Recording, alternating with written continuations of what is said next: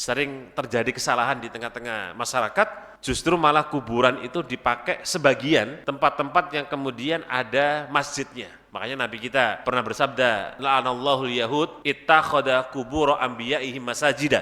Allah Subhanahu wa taala melaknat orang-orang Yahudi yang mereka terbiasa menjadikan kuburan para nabi dijadikan sebagai masajid. Masajid itu jamak dari masjid, tempat untuk sujud.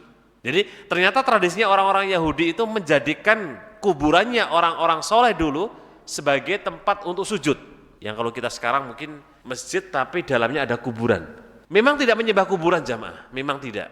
Kalau menyembah naudzubillah, tetapi menjadikan satu masjid dengan kuburan itu butuh kajian yang mendalam.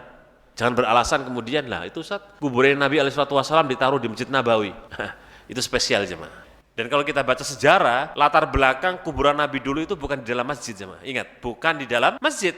Kuburan Nabi SAW itu berada di rumah Bunda Aisyah radhiyallahu taala anha, dan itu berada di sebelah kanan dari mimbar Nabi di luar komplek masjid utama.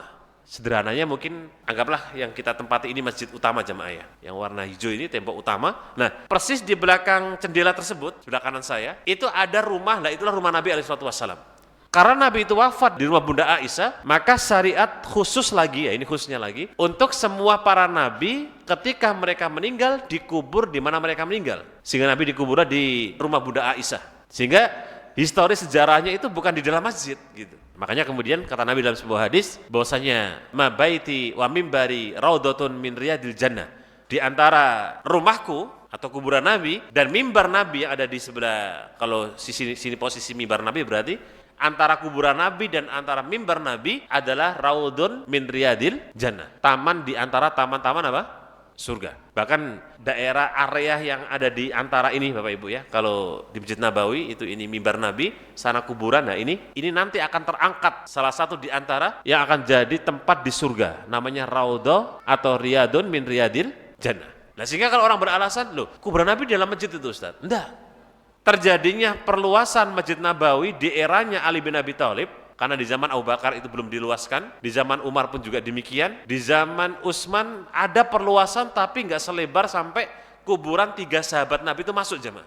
Makanya perlebaran Masjid Nabawi itu kalau kita lihat dengan detail ya, arahnya itu ke sana ya Bapak Ibu ya. Ini mimbar Nabi atau tempat imamnya Nabi, maka melebarnya itu ke pojok sana ya, ke arah sebelah kiri, mengarah ke Sakifah Bani Sa'idah, karena memang daerah sana lebih longgar gitu, tidak ke arah kuburan. Makanya kuburan itu tidak kemudian langsung berhadapan dengan para jamaah kaum muslimin ketika mereka sholat dalam Masjid Nabawi. Tapi ala kulli hal jamaah sekalian, hadis yang menyebutkan bahwasanya ittakhadhu qubur anbiya'i masajida itu ternyata tradisinya orang-orang Yahudi menjadikan kuburan para nabi sebagai tempat untuk sujud. Makanya kenapa muncul hadis tidak boleh orang menjadikan kuburan sebagai tempat untuk sujud. Adapun selain 3 tadi, monggo silakan. Nggak boleh di kamar mandi, nggak boleh di tempat pembuangan sampah, tidak boleh kemudian di kuburan. Baik.